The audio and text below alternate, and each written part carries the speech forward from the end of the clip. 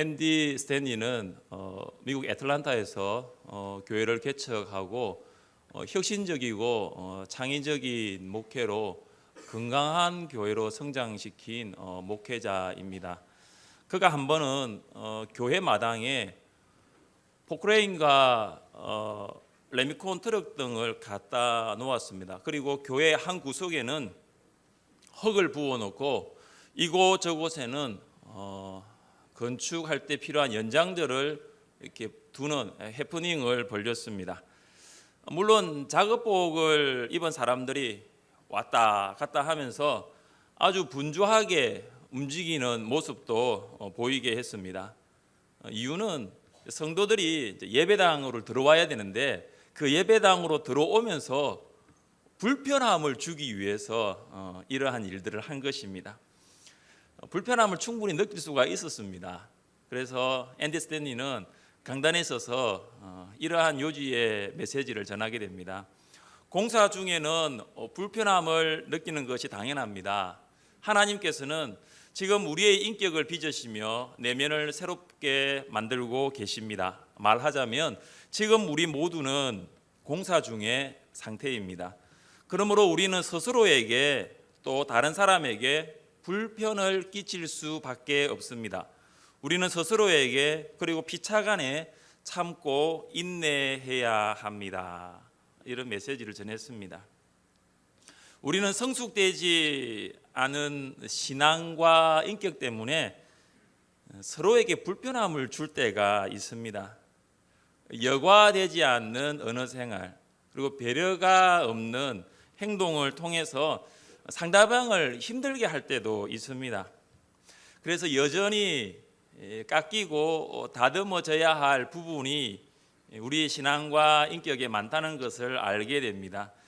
그래서 우리 모두는 현재 공사 중에 있는 것과 같습니다. 우리 옆에 계신 분과 이렇게 인사하면 좋겠습니다. 완공 때까지 조금만 기다려 주세요. 완공 때까지만 기다려 주세요. 예, 공사 중이니까 완공 때까지는 불편하더라도 조금 기다려 주시면 좋겠습니다. 에베소 교회 성도들은 하나님과의 관계가 단절된 상태에서 소망이 없는 이방인으로 살았습니다. 그런 그들은 예수 그리스도의 피로 새로운 신분이 아주 새롭게 되었습니다. 분명한 신분의 변화가 있었습니다. 19절입니다. 그러므로 이제부터 너희는 외인도 아니요 나그네도 아니요 오직 성도들과 동일한 시민이요 하나님의 권속이라.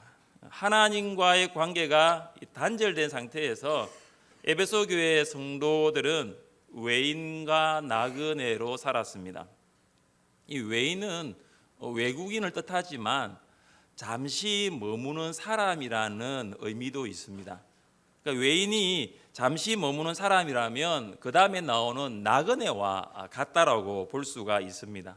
그러니까 외인과 나그네는 자기 나라가 아닌 다른 나라, 타국에서 잠깐 머무는 사람입니다. 그들은 잠시 머무는 나라에서는 시민의 권리를 누릴 수가 없습니다. 외인과 나그네였던 에베소 교회의 성도들은 그리스도 안에서 어떤 신분으로 바뀌었습니까? 에베소 교회 성도들은 하나님 나라의 시민이 되었습니다. 그들은 하나님 나라의 시민으로서 누릴 수 있는 권리를 소유하게 되었습니다. 에베소 교회 성도들이 물론 에베소라는 세상 나라에서 살고는 있지만 그들은 그 세상 나라에서 살고는 있지만 하나님 나라의 시민으로서 권리를 누리게 된 것입니다. 그들은 하나님 나라의 시민이 되기 전에 세상 나라의 시민으로 살았습니다. 당연하게 만나는 사람들이 세상 사람이다 보니 세상 사람들을 비교하기도 하고 때로는 그들이 비교당하기도 하면서 그들에게 없는 것, 또 다른 사람에게 있는 것, 세상 나라의 부족함이 그들의 삶을 짓눌렀습니다. 하지만 그들이 하나님 나라의 시민이 된 이후에 세상 나라의 그 부족함이 있는 것이 아니라 이제는 하나님 나라의 부요함을 알게 되었습니다. 이것이 하나님 나라의 시민이 누릴 수 있는 특권입니다. 2014년 11월 8일은 북한이 2년 동안 억류한 미국인 두 사람 케네스 베시와 밀러 씨를 전격 석방하였습니다. 제임스 클래프 미 정보국장은 이 두 사람을 구하기 위해서 전용기를 타고 평양에 갔습니다. 미국의 수도 워싱턴 DC와 평양까지 거리는 1만 킬로미터입니다. 왕복을 하면 2만 킬로미터입니다. 미국은 자국민을 구하기 위하여 비행기를 띄우는 나라입니다.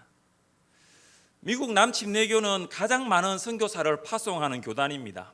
한 번은 파송 교단 선교사님이 중국에서 사역을 하시는데 갑자기 몸이 좋지 않아서 본국에 연락을 했습니다. 그랬더니 본국에서 긴급하게 헬기를 보내서 중국과 인접한 나라의 선교사를 후송하여 치료하게 했습니다. 미국은 자국민을 보호하고 치료하기 위하여 책임을 다합니다. 하지만 북한은 어떻습니까? 한 번은 평양에서 거대한 아파트 붕괴 사고가 있었습니다. 그런데 북한은 실종자나 생존자 구출은 염두에 두지 않고 붕괴된 건물을 다 밀어버렸습니다. 북한은 살아 있을 수도 있는 사람들도 다 죽인 것입니다. 대한민국 헌법 제34조 6항이 무엇입니까? 국가는 재해를 예방하고 그 위험으로부터 국민을 보호하기 위해 노력해야 한다. 국가는 국민을 끝까지 보호할 책임이 있습니다. 이것이 국가가 존재하는 이유입니다. 하나님은 하나님 나라의 시민을 보호하십니다. 아람 왕은 엘리사 선지자를 잡기 위하여 말과 병거와 많은 군사들을 보내서 엘리사의 집을 포위했습니다. 엘리사의 사환이 그것을 보고 너무 놀라서 걱정하며 엘리사에게 이렇게 말했습니다. 큰일 났습니다, 주인님. 이제 우리가 어떻게 해야 됩니까? 우리가 어떻게 하면 좋습니까? 그때 엘리사가 무엇을 대답했습니까? 두려워하지 말라. 우리와 함께한 자가 그들과 함께한 자보다 많으니라. 하나님이 사환의 눈을 열어주셨을 때 그는 불말과 불병거가 산에 가득하여 엘리사를 둘러싸고 있는 것을 보게 되었습니다. 하나님은 불말과 불병거 하나님의 군대를 보내셔서 엘리사를 보호하셨습니다. 미국은 억류된 자국민을 구하기 위하여 비행기를 보내지만 하나님은 엘리사를 보호하기 위하여 불말과 불병거 하나님의 군대를 보내셨습니다. 엘리사를 보호하신 하나님, 여러분을 보호하고 계심을 믿으시기를 바랍니다. 지금도 하나님은 하나님 나라의 시민을 보호하고 있습니다. 그렇다면 우리가 한번 생각해 봐야 되는 게 무엇입니까? 나는 하나님 나라의 시민인가입니다. 나는 하나님 나라의 시민이 되었는가입니다.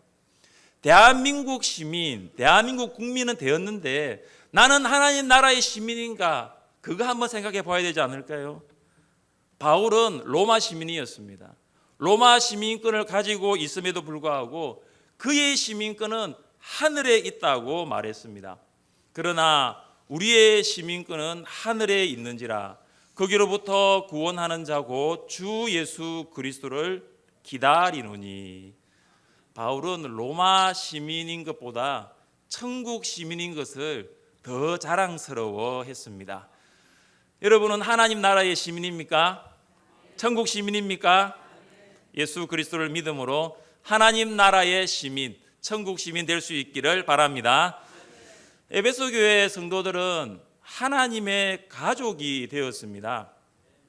하나님의 권속은 하나님의 가족입니다. 예수님을 구주로 믿는 유대인과 이방인은 하나님의 가족이 되었습니다. 유대인과 이방인은 함께 가족이 될 수 없는 서로 다른 언어, 문화, 관습들이 많았습니다. 유대인은 히브리어를 사용하고 그리고 이방인은 헬라어를 사용했습니다. 유대인은 율법에 기록된 절기, 할례, 의식법과 같은 것을 철저하게 지켰습니다.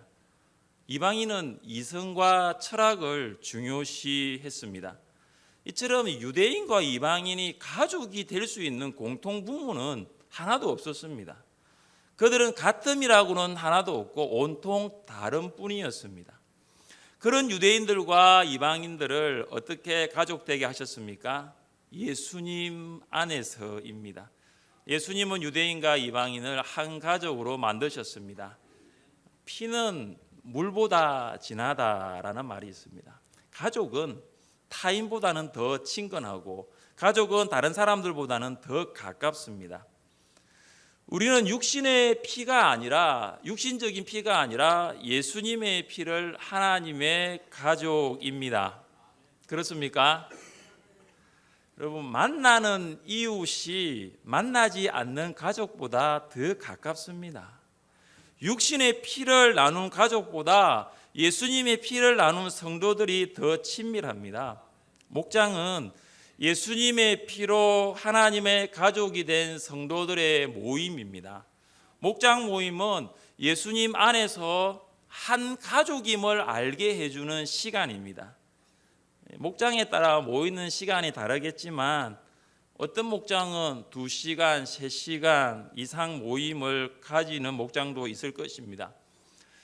제가 목자로서 목장을 섬길 때에 목장 모임을 금요일 7시 30분부터 시작했습니다. 모여서 함께 식사하고 교제하고 말씀 나누고 기도하면은 자정이 되어서 마쳤습니다. 거의 4시간 반, 5시간 동안 목장 모임을 했던 적이 있습니다. 목원들과 함께 시간을 보낼 뿐만 아니라 그 목장 모임에는 감동과 기쁨이 있습니다. 목원들은 마음속에 있는 그 고민들을 나눕니다. 고민을 말하고 들어주는 가운데 내적인 치유가 일어납니다. 이 굳은 표정으로 목장 모임에 오셨던 목원들이 마치고 나갈 때는 얼굴이 확 달라져요. 그래가지고 나가는 모습들을 보게 됩니다. 목원들은 가지고 있는 외모, 나이, 학력, 능력, 경제적인 수준, 사회적인 위치 같음이라고는 하나도 없습니다. 하지만 그 다양한 목원들을 하나로 묶게 해주시는 분, 다양성을 통일성으로 하나로 묶게 해주신 분이 예수님이십니다. 예수님은 다양성을 가족이라는 이름으로 묶어 주십니다. 목장은 예수님 때문에 만난 또 하나의 가족입니다. 이번 주 목장 모임 열심히 모이셨더라고요. 제가 보니까 모이는 목장은 되었다면 이제는 한번 가정에서 한번 모이면 어떨까 그런 생각을 제가 합니다. 왜냐하면 주일날 식사 겸 목장 모임 혹은 잠깐 카페에서 모이는 목장 모임에서는 가족임을 확인할 수 있는 진실한 나눔과 교제가 깊어지기는 어려운 부분들이 참 많기 때문입니다. 이제 모이는 것에 있어서 어느 정도 목원 식구들과 공감대가 형성되었다면 이제는 한 달에 한 번, 한 달에 2번 정도는 가정에서 모이면 어떨까 그런 생각을 합니다. 여러분, 우리는 어떻게 하면 이제 하나님의 나라의 시민과 가족으로 살아갈 수 있을까요? 하나님의 나라의 시민과 가족으로 살아갈 수 있는 방법이 무엇일까요? 복음의 기초 위에 서 있어야 합니다. 하나님의 가족은 견고한 기초인 사도들과 선지자들의 터 위에 세워집니다. 20절입니다. 너희는 사도들과 선지자들의 터 위에 세우심을 입은 자라. 이렇게 시작합니다. 하나님의 가족은 사도들과 선지자들의 터 위에 세워졌습니다. 사도들과 선지자들은 부활하신 예수님을 증언하였고 땅끝까지 복음을 전했던 사람들입니다. 그들은 성령으로 충만하여서 지상 명령을 충실하게 수행했습니다. 여러분, 사도들과 선지자들이 닦은 터가 무엇일까요? 이 닦아둔 것 외에 능히 다른 터를 닦아둘 자가 없으니 이 터는 곧 예수 그리스도라. 터가 예수 그리스도입니다. 터는 예수님의 십자가와 부활입니다. 터는 복음입니다. 바울은 무엇을 말했습니까? 내가 받은 것을 먼저 너희에게 전하였노니 이는 성경대로 그리스도께서 우리 죄를 위하여 죽으시고 장사 지낸 바 되었다가 성경대로 사흘 만에 다시 살아나사 바울은 복음인 예수님의 죽으심과 부활을 전했습니다. 복음인 예수님의 죽으심, 십자가와 부활은 사도들과 선지자들이 세운 터였습니다. 여러분, 가족은 싸울 때가 있죠. 가족도 싸울 때가 있죠. 부부가 싸울 때도 있고, 또 부모와 자녀 사이에 의견이 달라가지고 조금 다툴 때도 있습니다. 하지만 가족이 싸워도 마지막까지 해서는 안 될 말이 있지 않습니까? 그것이 뭡니까? 나 집 나간다, 이 말은 해서도 안 됩니다. 집 나간다는 말은 해서도 안 돼요. 좀 나가면 헤어집시다. 이거는 가족이 해서는 안 될 말입니다. 절대로 이거는 가족에게 해서는 안 될 말입니다. 하나님 나라, 하나님의 가족도 예외가 아닙니다. 우리 모두는 죄인입니다. 교회는 죄인들이 모인 곳이라 성도들끼리 의견이 다를 때가 있습니다. 그런데 마지막까지 해서는 안 될 말이 있습니다. 어떤 말일까요? 나 교회 나간다. 교회를 나가는 게 아니라 교회를 떠나가는 거예요. 이 교회 밖에 없나? 이런 말은 하나님의 가족이라면, 그가 정말로 하나님의 가족이라면 나그네와 외국인이면 괜찮아요. 그러나 정말 하늘샘 교회의 교인이고 하늘샘 교회의 성도라면 이 말을 하면 안 됩니다. 교회가 여기밖에 없나? 나가면 안 되는 거죠. 교회 안에 여러분과 같지 않고 여러분과 맞지 않는 성도들이 있습니다. 여기에 약 100여 분이 앉아 계신데 다 똑같은 분이 앉아 있으면 재미없어요. 다 다르니까 그 다름 가운데서 우리가 서로를 알아가는 것이죠. 여러분이 다른 사람이 여러분과 다르다고 해서 정죄하거나 판단해서는 안 됩니다. 교회 안에서 하나님의 가족으로 만나 교제하다가 다툼이 있고 하나가 되지 않을 때가 있습니다. 그때 우리가 하나 되게 하는 방법이 뭐냐면 바로 터입니다. 그 기초가 무엇인가입니다. 그 기초가 바로 복음입니다. 하나님의 가족은 예수님의 십자가를 생각을 합니다. 그러면서 내가 좀 참아야지, 내가 기다려야지, 하나님의 사랑을 느껴야 합니다. 하나님의 가족은 예수님의 부활을 생각합니다. 그러면서 공동체가 회복될 것을 위하여, 우리의 목장과 우리의 교회가 회복될 것을 위하여 기도하고 기다려야 된다는 것이죠. 교회 안에서 삐그덕 하는 소리가 들리면 왜 그런 일이 있는지, 누가 또 그렇게 했는지 따지는 것이 중요한 것이 아닙니다. 문제는 이미 벌어졌습니다. 문제의 원인을 찾는 것이 중요한 것이 아니라 이제는 그 문제의 회복을 위하여 다시 복음 앞으로 함께 나아가야 합니다. 우리 하늘샘 교회의 터가 무엇입니까? 복음입니까? 여러분의 가정과 여러분의 목장의 터는 무엇입니까? 복음입니까? 우리의 교회와 목장을 든든히 받쳐주는 것이 복음이 될 수 있기를 바랍니다. 하나님 나라의 시민과 가족으로 살아갈 수 있는 또 하나의 방법은 무엇일까요? 서로 연결되는 것입니다. 20절 하반절부터 21절까지입니다. 그리스도 예수께서 친히 모퉁이 돌이 되셨느니라. 그의 안에서 건물마다 서로 연결하여 주 안에서 성전이 되어가고, 잘 지어진 건축물은 두 가지가 꼭 필요합니다. 하나는 좋은 기초입니다. 좋은 터가 있어야 합니다. 또 하나는 좋은 모퉁이 돌이 있어야 합니다.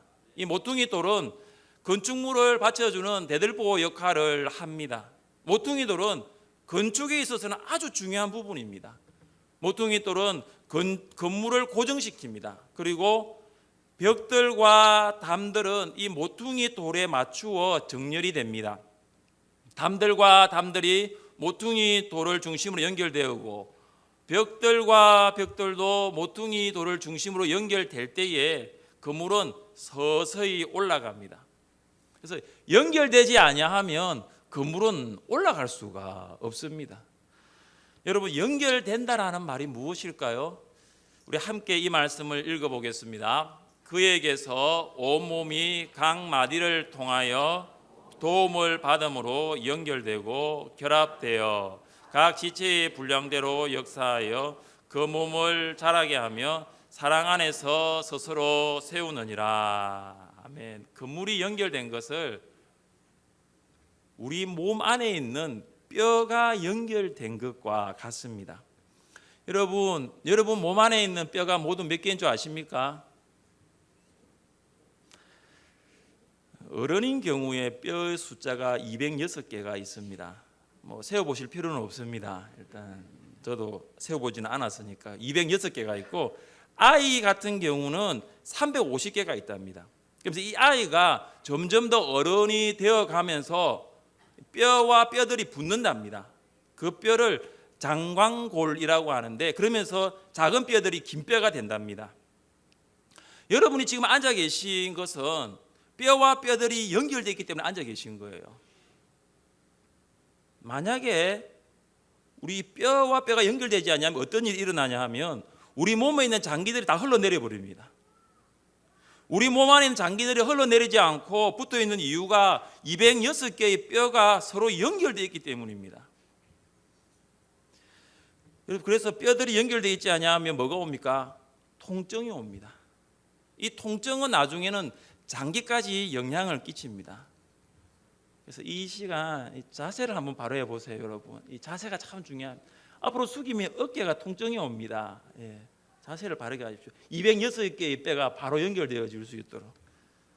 뼈와 뼈가 연결되어 서로 도움을 받는 것처럼 우리가 자라기 위해서는 예수님을 중심으로 서로 연결되어 있어야 합니다. 신기하지 않습니까?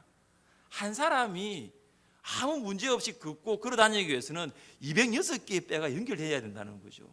하나라도 문제가 생기면요, 그럼 병원 가셔야 되는 겁니다. 교회는 모퉁이 돌이신 예수님을 중심으로 연결되어야 합니다. 혼자 신앙생활 할 수가 없습니다. 한국 교회에는 하나의 신조어가 최근에 생겼습니다. 이름하여 가나안 성도입니다. 여러분, 가나안 성도 어떤 성도일까요? 430년간 애굽에서 종살이해서 약속의 땅 가나안으로 들어간 성도가 가나안 성도일까요? 가나안 성도는 어떤 성도이냐면 가나안을 뒤에서 읽어보면 됩니다. 여러분, 가나안을 뒤에서 읽어보면 뭐죠? 어디로 안 나갈까요? 교회 안 나가는 성도입니다. 교회를 안 나가는 성도, 그가 바로 가나안 성도입니다. 지금도 가나안 성도는 교회 안 나오고 TV와 인터넷을 통해서 예배하고 있습니다. 가나안 성도는 본인은 하나님을 믿고 있다고 말합니다. 나는 신앙생활 잘하고 있다고 생각합니다. 하지만 가나안 성도는 모퉁이 돌이신 예수님을 중심으로 성도와 성도가 연결되어 있지 않습니다. 여러분은 성도와 성도, 목장과 목장, 초원과 초원이 연결되어 있습니까? 다음 주는 초원과 초원이 연결되는 평온이 함께 모여 예배 드리고자 합니다. 성도님과 끊어진 성도님, 목장과 끊어진 성도님, 초원과 끊어진 성도님 다 참여하여서 그 끊어진 끈이 연결되는 시간 될 수 있기를 바랍니다. 여러분, 하나님은 왜 우리를 하나님 나라의 시민과 하나님 나라의 가족이 되게 하셨을까요? 하나님 나라의 시민과 가족의 목적이 무엇일까요? 우리가 예수님 안에서 교회가 되어가는 것입니다. 우리 함께 22절을 읽겠습니다. 22절입니다. 너희도 성령 안에서 하나님이 거하실 처소가 되기 위하여 그리스도 예수 안에서 함께 지어져 가느니라. 구약에서 처소는 성전을 가리키지만 신약에서 처소는 교회를 말합니다. 성전과 교회는 하나님께서 임재하시는 곳입니다. 교회는 하나님께서 함께 하시는 곳입니다. 하나님이 여러분을 하나님 나라의 시민과 또 하나님의 가족으로 삼으신 이유가 뭐냐면 하나님이 여러분과 함께 하시기 위해서입니다. 여러분은 예수님을 영접하여 그리스도인이 되었습니다. 하지만 항상 여러분 하나님의 그 함께 하심을 경험하고 있습니까? 하나님의 임재하심을 여러분 누리고 있습니까? 하나님의 임재를 경험하지 않는 성도, 하나님께서 함께 하시는 것을 누리지 못하는 성도는 그리스도인은 그리스도인인데 육신적인 그리스도인입니다. 그리스도인은 그리스도인인데 세상적인 그리스도인입니다. 여러분, 세상적인 그리스도인의 9가지 특징이 있어요. 한번 보세요. 혹시 나는 해당 사항이 없는지 보세요. 불순종하는 성도, 세상적인 그리스도인이에요. 기도를 게을리하는 성도, 자기의 힘으로 살려고 하는 육신적인 그리스도인이에요. 성경 공부에 대한 열이 식어 있다, 세상적인 그리스도인이에요. 더러운 생각, 시기, 죄책감, 걱정, 낙심, 비판적인 태도. 이 9가지 중에 여러분의 해당 사항은 없으면 참 좋겠습니다. 여러분은 정말로 말씀에 불순종하고 기도를 게을리하고 성경 공부에 대한 열정이 식어 있지는 않습니까? 여러분 혹시 더러운 생각을 하고 다른 사람을 시기하고 죄책감으로 사로잡혀 있지는 않습니까? 아니면 여러분 내일 일을 걱정하고 걱정을 넘어 낙심하고 성도를 비판하고 있지는 않습니까? 이 9가지의 모습이 여러분 안에 있으면 여러분은 그리스도인은 맞는데 세상적인 그리스도인입니다. 여러분 안에 이런 모습이 있을 때 하나님은 온전히 여러분 안에 함께 할 수 없습니다. 온전히 여러분 안에 임재할 수가 없습니다. 로버트 밍어가 쓴 내 마음 그리스도의 집, 아마 읽어보신 분 많을 것입니다. 책이 참 작아요. 근데 참 작은데 영향력은 엄청납니다. 이 책은 그리스도인으로서 어떻게 거룩한 삶을 살 수 있는가에 대한 생각의 지평을 넓혀줍니다. 저자는 마음의 집에 있는 여러 개의 방을 통해서 변화되어야 할 삶의 영역에 대한 이야기로 풀어갑니다. 특별히 이 저자가 이 책에서 강조하고 있는 문장이 하나 있습니다. 바로 이 문장입니다. 그리스도께서 자신을 영접하는 인간의 마음을 거처로 삼으십니다. 여러분, 거처 오늘 본문에 나오잖아요. 처소, 교회로 삼으신다는 거죠. 주님과 만나 하나님 나라의 시민이 되고 하나님의 가족이 되며 그 주님은 우리 안에 들어오셔서 우리와 함께 하시기를 원하십니다. 지금은 우리 눈으로 볼 수 없는 예수님이 우리의 마음에 들어와 우리와 함께 하기를 원하십니다. 이것이 하나님의 임재입니다. 하나님의 임재는 여러분을 하나님의 나라의 시민과 하나님의 가족으로 삼으신 목적입니다.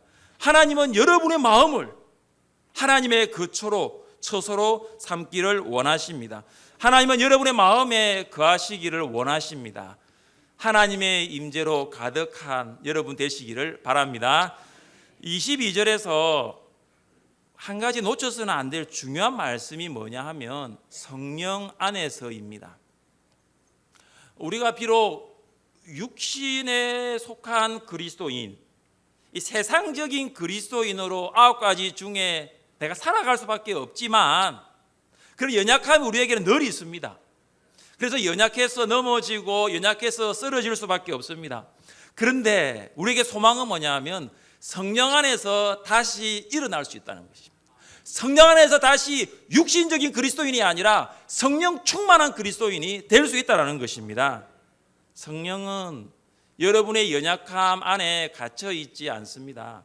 성령은 여러분의 연약함을 뛰어넘어 일하십니다. 때로는 성령은 여러분의 연약함을 통해서도 일하십니다. 우리가 연약하지 않고 강하다면 하나님은 성령을 우리에게 보내주시지 않았을 것입니다. 우리가 할 수 있는 일보다 할 수 없는 일이 더 많기 때문에 성령은 연약한 우리를 도우십니다. 그래서 우리는 성령 안에서 하나님이 거하실 교회가 됩니다. 우리는 성령을 통해서 하나님이 임재하시는 교회가 됩니다. 그래서 교회는 성령 안에서 하나님의 임재를 경험하는 곳입니다. 교회는 세상에서 지치고 상한 영혼이 성령 안에서 회복되고 하나님이 함께 하시는 것을 체험하는 곳입니다. 우리 함께 성령 안에서 하나님이 임재하시는 교회로 지어져 가기를 원합니다. 우리 함께 하늘샘 교회가 말씀과 성령으로 충만한 교회 되어 사람을 변화시키기를 원합니다. 여러분의 목장이 성령 안에서 하나님이 강력하게 임재하시는 교회가 될 수 있기를 바랍니다. 여러분의 가정이 성령 안에서 하나님이 역사하시는 교회가 될 수 있기를 바랍니다. 우리는 건축 현장을 지나가면서 이런 안내문을 종종 봅니다. 통행에 불편을 드려 대단히 죄송합니다. 건축 중인 건물에는 철근이 튀어나와 있고 바닥은 질퍽질퍽하고 자갈과 목 같은 것이 여기저기 흩어져 있습니다. 참 건축 현장 앞을 지나가는 것이 불편하다 느낄 수밖에 없습니다. 하지만 우리가 그런 불편함을 느낌에도 그것을 참고 기다릴 수 있는 것은 그 옆에 세워진 아름답고 멋진 조감도가 있기 때문입니다. 물론 이미지화된 그림이라서 약간은 다를 수 있다는 문구가 빠지지는 않지만 그 조감도를 보면서 불편함은 충분히 감내할 수 있습니다. 우리는 예수님을 영접하여 하나님 나라의 시민과 하나님의 가족이 되었습니다. 하지만 아직도 건축 중입니다. 건축은 현재 진행형입니다. 서로를 좀 아프게 하고 상처를 줄 수 있는 말을 할 수 있습니다. 연약하기 때문입니다. 하지만 조금만 더 기다려 보십시오. 조금만 더 참아 보십시오. 성령 안에서 함께 지어져 갈 수 있습니다. 아직까지는 하나님께서 임재하시는 교회의 모습이 완벽하게 나타나지는 않았지만 앞으로 보여질 것을 소망합니다. 하나님의 임재를 누리는 교회가 되기 위하여 함께 지어져가는 여러분 될 수 있기를 주님의 이름으로 축복합니다.